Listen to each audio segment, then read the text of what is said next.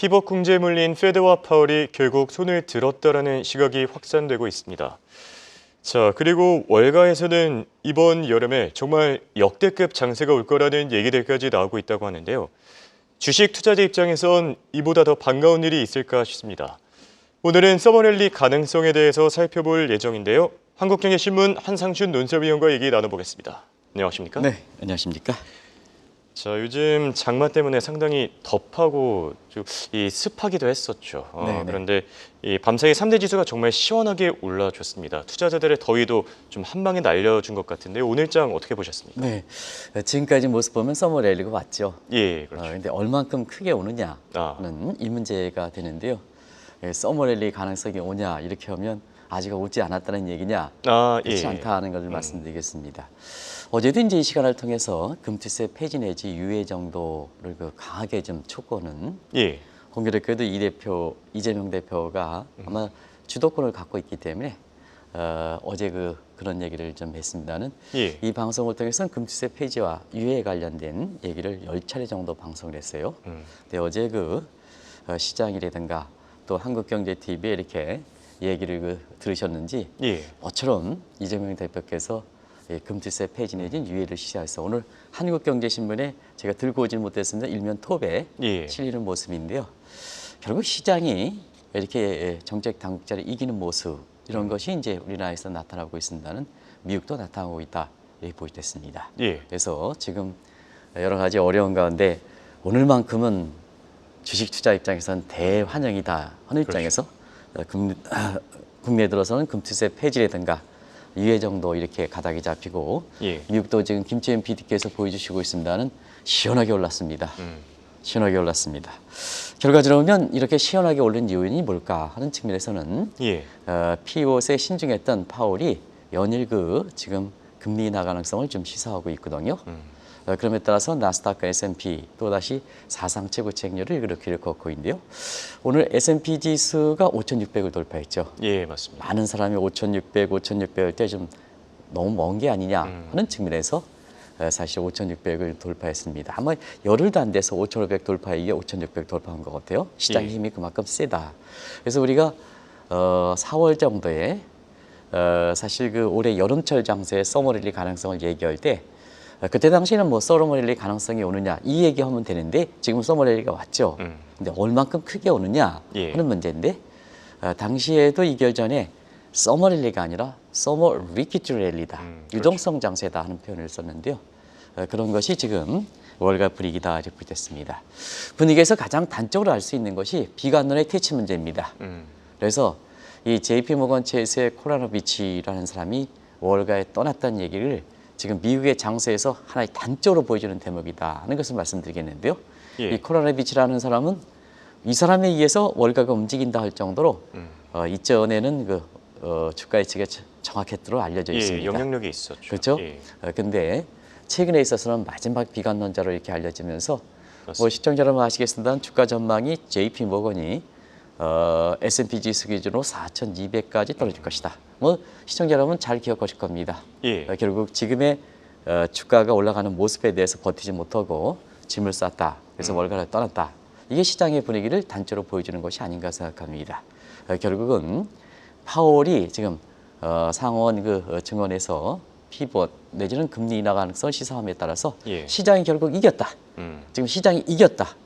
금투세 문제에서 시장이 이겼다. 아직 뭐 장애인이 있긴 합니다는 이런 쪽에서 시장의 힘을 보여주는 이런 국내 해외 모습이 아닌가 하는 생각이 듭니다.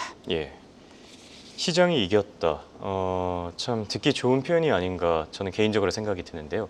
근데 그 배경에 대해서도 살펴봐야 되겠죠. 시장이 이겼다. 이런 시각은 왜 나온 겁니까? 시장이 이겨야죠, 당연히. 한국경제신문에 이렇게 사시가 시장 경제를 존중하는 겁니다. 그만큼 시장 경제가 모든 면에서 정상화시키고 자원의 배분의 효율성을 증대시키고 해서 시장만큼 좋은 게 없기 때문에 결국은 시장이 이기는 것은 당연한 얘기입니다. 근데 왜 굳이 월가에서는 시장에 이겼느냐 하는 근거가 있습니다. 아시겠습니다. 6월 전도표에 중립금리를 4.6에서 5.1%로 올렸죠. 그러다 보니까 사실은 금리 인하 문제에 대해서 작년 12월 달에 올해 6차례 3월 전달발에 그래도 3차례 정도 내리지 않느냐 하는데 6월 전도표에서 갑작스럽게 중립금리를 상향으로 올리다 보니까 예상이 뭐냐. 올해 그 금리 인하는 이렇게 자막을 돌려주시기 바랍니다. 금리 인하는 사실 한두 차례 정도 걸릴 것이다. 그리고 뭐냐. 일부 페드 인사들은 뭐냐면 자 금리 인상까지 가능하다. 그렇죠. 이런 쪽으로 있지 않습니까? 그러다 보니까 뭐냐. 그때 당시에 이해되지 못한 여러 가지 페드의 그 셉이라든가 그 다음에 전도표라든가 이런 거에서 이해되지 못한 현상이기 때문에 자 아무리 파월과 아무리 페드가 힘이 세다 하더라도 이해되지 못한다. 시장은 그렇기 때문에 연내 2차례 정도 인하해서 베팅을 걸었지 않습니까? 그렇죠. 베팅을 거는 상태에서 계속해서 6월 FOMC 회의 이후에 지금까지 이렇게 페드와 시장 간에 파월과 시장 간에 실랑이 싸움하다가 주가는 오르고 그다음에 결과적으로 파월은 최근에 와서 여러 가지 확인될 지표가 있지만 금리 인하 가능성이 연일 시사하다 보니까 자 시장이 이겼다. 주가는 반영할 수밖에 없죠. 그렇죠. 그런 영역이 되고 있다 이렇게 됐습니다. 맞습니다. 자, 6월 점도표에서 중립금리를 올린 것도 사실은 그렇게 이해가 잘 되진 않았지만 경제 전망 쪽에서도 이해가 되지 않는 부분이 많지 않았습니까? 네, 경제 전망도 그때 당시에 6월 FOMC에 발표할 때 셉에 대해서 많은 의문점을 제기했죠. 이 방송을 통해서. 자, 올해 성장률을 한번 미국의 경제 전망 S&P에 보면 작년 11월에 1.4% 올렸습니다. 근데 3개월도 지나지 않아서 페드가 3월 셉에 대해서 2.1% 올렸습니다. 근데 6월 전도표, 6월 그 셉에서는 다소 좀 떨어지지 않겠느냐 하는데 3월 수치를 그대로 유지했어요. 그럼 왜 이렇게 6월 그 셉에서는 좀 올해 경제 성장률 떨어질 것으로 이렇게 시청자분한테 말씀드렸냐면 자 6월입니다. 근데 4월 달에 1, 4분기 성장률이 속보치가 나왔거든요. 또 잠정치도 5월 달에 보고 S&P를 6월 달에 나왔지 않습니까? 그러면 1월 성장률이 뭐냐? 1분기 성장률이 1.4% 떨어졌지 않습니까? 그리고 5월 달에 애틀랜티 GDP 나우에서 보면 한때는 3.2% 가던 것이 1.6%까지 떨어뜨렸단 말이에요. 요거 보고 6월 포브스 모델에서 페드가 셉에 발표했거든요. 근데 사실 하향 조정해야 되는데 그냥 3월에 경제 전망치 2.1%를 그대로 유지했단 말이에요. 그러면 만약에 자 1, 4분기에 성장이 낮고 2, 4분기에 GDP 애틀랜타 나우에 이렇게 예상치를 같이 감안한다면 6월 셉에서는 성장률이 낮아져 있죠. 그렇죠. 그럼 성장률이 낮아지면 피벗 세대라든가 금리 인상 가능성이 높아지는 거죠. 시장에서 그렇게 받아들이지 않겠습니까? 그래서 뭐냐? 결국 이해되지 않는 경제 전망을 자 아무리 뭐냐 페드가 발표한다 하더라도 믿을 수가 없다. 경제 지표랑 미스매치가 있지 않느냐. 그렇죠.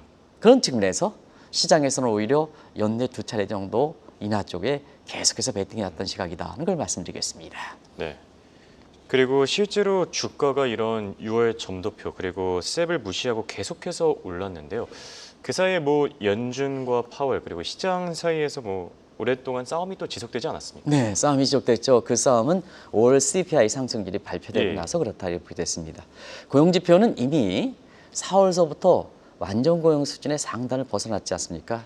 4월 달에 3.9%, 5월 달에는 4.0%, 6월 페드 회의 직전까지 발표했던 거죠. 이제 그래서 고용 시장인데 문제는 이제 물가 문제 때문에 그렇지 않습니까? 이제 5월 그 CPI의 반란이라 시장이 페드를 이긴다, 파월을 이긴다 얘기할 정도로 6월 전도표의 중립금리의 상향 조정 것을 압도했던 것은 뭐냐 하면 시청자 여러분 지금 오늘 그 미국 시간으로 6월 CPI 발표를 앞두고 있습니다는 5월 달에도 미국의 CPI가 지금 3.3% 났거든요. 예상보다 상당히 낮게 났지 않습니까? 그렇죠. 통화정책의 잣대가 되는 그런 CPI도 3.6%에서 상당히 낮게 나왔단 말이에요.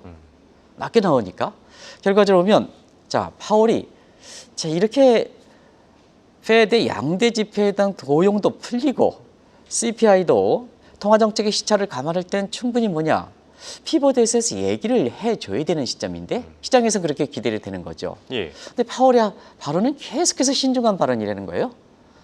한번 그 5월 2일 발언 한번 보겠습니다. 인플레는 옵티멀 컨트롤이 소위 이게 디스인플레다 이런 표현으로 쓰는 겁니다. 옵티멀 컨트롤 최적 통제 정책에 벗어나지 않고 있다. 물가는 잡히고 있다. 정책적으로 잡히고 있다. 근데 문제는 더 확인하는 기간이 필요하다. 이거 때 되면 얘기했지 않습니까? 그렇죠.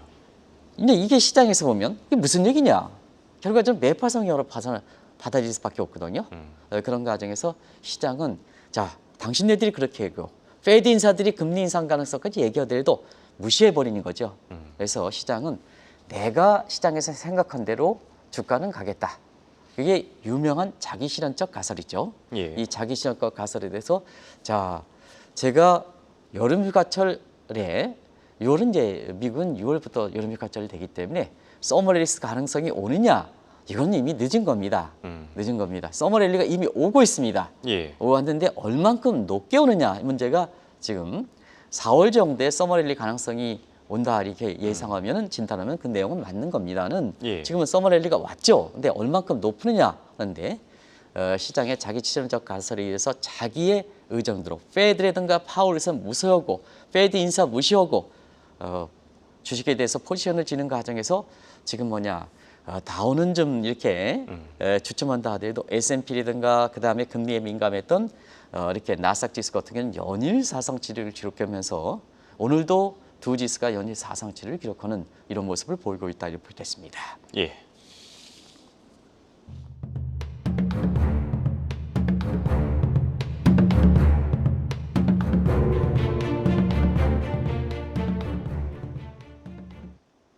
(6월) FOMC 회의가 끝난 직후였습니다. 향후 주가가 시장이 예상대로 자기 실현적 가설에 오를 것이다라고 진단을 해주셨었는데요. 그 내용을 증시에 적용해서도 설명해 주시죠. 네, 지금까지 6월 회의 이후에 사실 자기 실현적 가설에서 주가가 올라간 것을 한번 보겠습니다. 예. 당시에도 이 자기 실현적 가설을 좀 말씀을 드려가지고 느닷없이 얘기를 해서 시청자 여러분한테 좀 생뚱맞은 얘기가 아니냐 하는데 실제로 자기 실현적 가설에 의해서 주가가 미국 증시가 올라왔다 이렇게 됐습니다.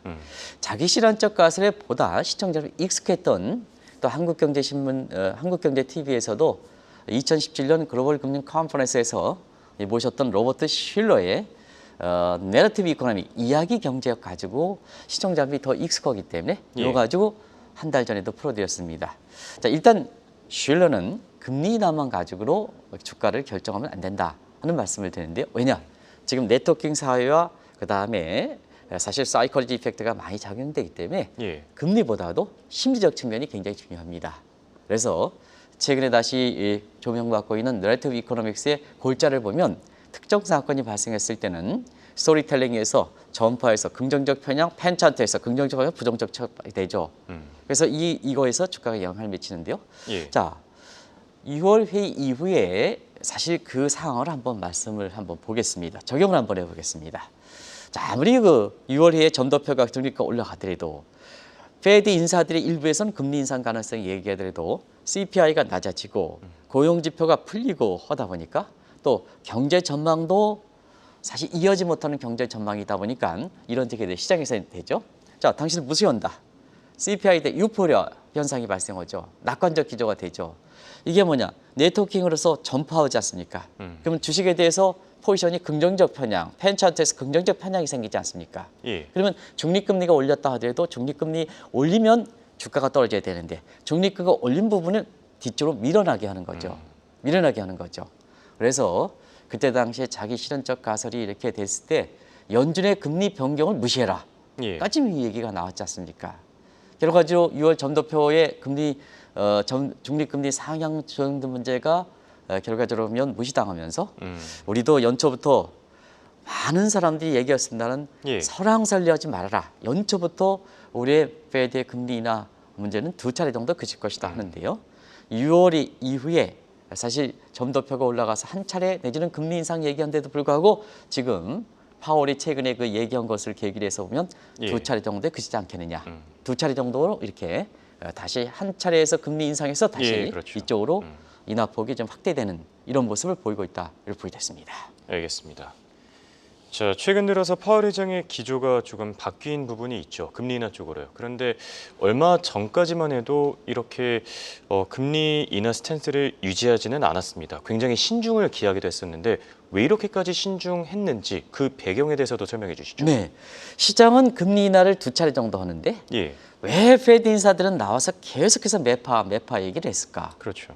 파월도 인플레는 통제되고 있는데 더 확인되는 지표가 필요하다. 이걸 반복됐을까 하는 측면은 여러 요인이 있습니다. 라스트 마일 부진 문제에 대해서는 누차의 시청자들한테 말씀드렸죠. 이것을 빼고 예. 오늘 새롭게 나오는 얘기, 새롭게 나오지는 않습니다.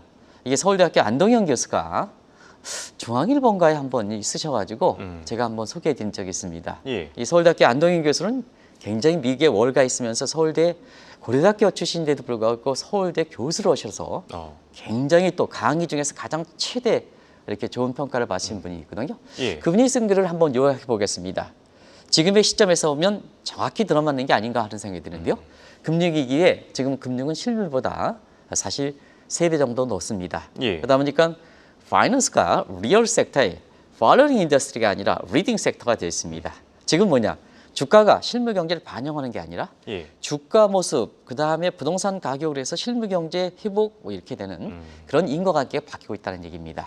그런 측면에서 자, 시장에서는 왜 금리를 2차례 정도 인하할 것으로 보는데 왜 페드 인사들은 금리 인상같이 얘기하면서 이 문제에 대해서 이렇게 했을까 하는 측면은 바로 안동희 교수가 얘기한 자, 금리가 과하게 내렸을 때 주가가 올라가겠죠. 2차례 두 가지가 있습니다. 소득 대체 효과. 금리가 내리면 어떻게 되겠습니까? 저축할 유인이 줄어들면서 소비가 되죠. 이게 소득 대체 효과입니다. 이게 이제 이것에 따라서 경제 성장이 올라간다. 인플레 재발이 되겠죠. 예. 그다음에 또 한 가지는 금리 인하가 과도하게 되면 주가 올라가고 부동산 가격에서 주거용 부동산 가격이 올라가서 뭐냐? 웨스펙트에서 결과적으로 경기가 살아나면 인플레 재발이 되겠죠. 이런 측면에서 물가 안정 측면에 있어 보면 파월이든가 페드 인사들은 뭐냐? 이런 소득 대체 효과라든가 자산 효과에서 인플레 재발 우려가 있으니까 시장에 과다하게 금리 인하 2차례 자산 효과 주가 올라가는 것을 차단시켜야 되죠. 차단시켜야죠. 예. 그래서 6월 전도표에서는 중립금리가 상향 조정되고 그 이에 뭐냐? 계속해서 자, 이해되지 못하는 물가는 통제되는데 옵티멀 컨트롤 룰에 있는데 자, 계속해서 확인해야 된다. 언제까지 확인하느냐? 시장은 급해 죽겠는데 그렇죠. 하는 측면이거든요. 결과적으로 보면 지금 파월 의장이 뒤늦게 금리 인하 가능성에 대해서 시사하고 피벗에서 연일 시사하는 측면은 본인들의 판단 미스다. 뭐 금리 인하 과다에 따라서 소득 대체 효과, 그다음에 금리 과다 인하 기대에 따라서 자산 효과의 부분에 대한 인플레 재발 효과가 그렇게 높지 않다는 얘기입니다. 판단 미스. 예. 그러니까 뭐 지금이라도 시장의 기대대로 본인들이 손들 수밖에 없는 거죠. 그렇죠. 그러면 월가 입장에서는 우리 기대대로 간다. 대단히 환영할 수밖에 없죠. 오늘 다우진스 한번 보시겠어요. 400포인트 특별한 그렇죠. 재료가 없지 않습니까? 예. 400포인트 올라가고 그다음에 S&P라든가 나스닥 지수가 연일 사상 최고치를 기록을 오늘 또다시 했던 것도 사실 특별한 재료가 없는 가운데 이 파월의 발언에 계기로 해서 그런 시장이 이겼다는 이러한 심리가 작용한 것이 아닌가 이렇게 보고 있습니다. 네. 그리고 분위기도 많이 달라진 것 같습니다. 이제는 파월과 페드가 금리 인하를 더 미룰 경우에 오히려 더 큰 부작용을 낳을 것이다. 피벗 궁지에 몰렸다 이런 얘기들이 나오고 있는데 어떻게 보시죠? 세계는 하나입니다. 자본 흐름에서 디지털 상으로 돼 있기 때문에 예. 거의 뭐 사실 규제를 뛰어넘을 정도로 굉장히 자본 흐름이 빨라지고 있습니다. 그게 캐리 자금 형태거든요. 그런 측면에서 보겠습니다. 자, 페드가 당신네들 생각해서 계속해서 피벗을 추진하지 않고 예. 금리 인하를 시장의 기대로 추진하지 않는다 하면 어떤 문제가 되느냐 하면 지금 세계가 하는 상태에서 다른 국가들은 전부 금리 인하를 단행했지 않습니까? 그렇죠. 그래서 우리가 직전에도 말씀드렸다시피 페드가 중앙은행이 몸통이지만 꼬리에 해당되는 국가들이 전부 금리를 내리면 결국 페드도 금리를 내릴 수밖에 없다. 예. 그게 맥도덕 현상이라고 말씀드렸지 않습니까? 그렇죠. 그래서 지금 보겠습니다. 유럽에서도 변방 국가에 해당되는 덴마크라든가 이런 국가들이 금리를 이래니까 자, 몸통에 해당되는 ECB가 금리를 내렸습니다. 자, 지금 세계 보면 특수환경을 제외하고는 일본을 제외하고는 대부분 다 금리를 내렸죠. 예. 한국은행에서는 조금 이따 말씀드리겠습니다. 금리 내렸습니다. 그럼 어떠냐? 캐리 자금 여건을 보겠습니다. 다른 국가들은 금리를 내렸습니다. 자막이 좀 돌아가겠습니다는. 자, 미국은 금리를 안 내리고 고집하고 있습니다. 그럼 어떻게 될까 하는 측면은 다른 국가에서 자금이 이탈된 분이 미국으로 들어온다는 얘기입니다. 그럼 뭐냐? 다른 국가들이 들어온 점 미국에 들어온다는 얘기입니다. 그럼 미국의 주가라든가 부동산 가격이 더 뛰겠죠. 예. 뛰겠죠. 그러면 자산 효과에서 인플레 효과가 안동이어서 이렇게 얘기해 보면 이런 문제를 감안한다면 오히려 자국만 생각해서 세계가 하나인데도 여건을 무시하고 이것만 고집할 때는 결과적으로 보면 미국 자체적으로 경제 효과로 보면 페드가 피벗에 대해서 지연 가능성에 대해서 근거를 제시할 수 있다 하더라도 세계가 하나인 입장에서는 다른 국가들이 금리 인하됐을 때는 자금이 들어와서 미국의 경제 지표를 왜곡하는 현상이 발생하지 않느냐. 예. 그럼 페드는 뭐냐? 중앙은행이다. 자국만 생각하느냐? 다른 국가들 생각해야 되지 않습니까? 그렇죠. 그러다 보니까 더 이상의 페드가 피벗이라든가 금리 인하 가능성에 대해서 사실은 낮추지 못하면 미국 이해 요인에 의해서 페드라든가 파월이 피벗을 지연시킨 부분에 대한 궁지에 물린다는 얘기입니다. 예. 그리고 더더욱 페드라든가 시장에서 그 파월에 대한 비판이 고조가 되고 또 시장과 페드의 정책 간의 미스매치, 괴리가 더 심해진다는 얘기입니다. 그럼 줄여있죠. 어떻게 줄여? 지금 파월의 입장대로 금리 차를 축소시켜 있죠. 해외에서 들어온 자금 이탈, 자금 유인 문제 줄여져 있죠. 예. 그게 지금 그런 상태에서 다른 문제의 맥도덕 현상에 따라서 페드도 피벗의 궁지에 몰리고 있다. 결국 파월이 손을 들은 게 아니냐. 이런 쪽에 월가의 시각이 나온다. 이렇게 보시면 되겠습니다. 알겠습니다. 자, 잠시 후면은 금통위가 열리게 되죠. 오늘 내용을 쭉 다 듣다 보니까요. 시사하는 바가 참 많지 않나 생각이 드는데 결론을 맺어주시죠. 네, 금투세 폐지라든가 유예 문제에 대해서도 예. 이재명 당대표가 오랜만에 이제 이렇게 주식투자자 1,400만 명, 채권 투자자 어제도 했죠. 55조의 사실 채권 투자 무용론이 날 만큼 금투세 시행하면은 상당히 문제가 발생하지 않습니까? 수권 정당으로서 좀 이렇게 당대표로서의 역할을 좀 보여줘야 된다는 것을 어제 말씀드렸는데요. 다행히 그런 쪽으로 이렇게 나오는 것 같아요. 이게 시장의 힘이다. 그리고 오늘도 파월이 시장에 손든다 이런 얘기할 만큼 시장의 힘이다 이렇게 보여졌습니다. 예. 자, 그러면 잠시 후에 금통위원 훌륭하십니다. 대통령실장도 훌륭하십니다. 국민의힘에 속해 있는 훌륭하십니다. 그런데 시장의 힘이 더 중요하다는 얘기입니다. 예. 그래서 우리가 오늘 금통위 합니다는 단순히 경제 지표에 의한 프레임 이펙트에 갇혀 있지 마시기 바랍니다. 금통위원들이라든가 하는 이창용 총재라든가 지금은 시장의 반응, 국민의 반응인 프레임 이펙트가 중요하다. 자막이 이제 돌아갔습니다는 그 내용을 한번 보면 사실 시장의 여건대로 이 프레임 이펙트와 프레이밍 이펙트 요걸 좀 시청자 여러분한테 다시 좀 보여주고 내가 빨리 끝낼게요. 김천 PD 내가. 근데 이 내용은 굉장히 중요합니다. 예. 자막을 좀 되돌려 주시기 바랍니다. 예, 아마 자막을, 곧 돌아갈 못 겁니다. 들어갑니다. 예, 말씀하고 계시면요. 예. 그래서 그 내용을 결국 프레임은 앞쪽으로 좀 돌려주시기 바랍니다. 내용이 상당히 아마 준비 중일 것 같습니다. 자, 프레임 이펙트는 경제 지표만을 중시하는 경제 정책이다. 지금 페드가 지금 파월이 골치 아프지 않습니까? 그런데 프레임 이펙트는 시장의 반응, 국민의 뭘 생각하느냐 하는 것이 중요하다는 얘기입니다. 그러면 지금 경제 지표는 고사하고 지금 국민들이 생각하는 MZ 소상공인이 생각하면 어제도 한국은행의 전망치대로 해서 지금 뭐냐 대통령실 국민의힘의 여부와 관계없이 금리나 여건이 형성돼 있습니다 하는 것도 말씀드렸습니다는 그렇죠. 지금 소상공인 MZ 생각하면 금리를 좀 낮춰줬으면 하지 않느냐. 대통령실 압력, 국민의힘 안경 관계없이 그래서 이게 시장의 힘이다 하는 것을 좀 말씀을 드리겠습니다. 알겠습니다. 지금까지 도움 말씀의 한국경제신문의 한상준 논설위원이었습니다. 대학 고맙습니다. 네, 고맙습니다.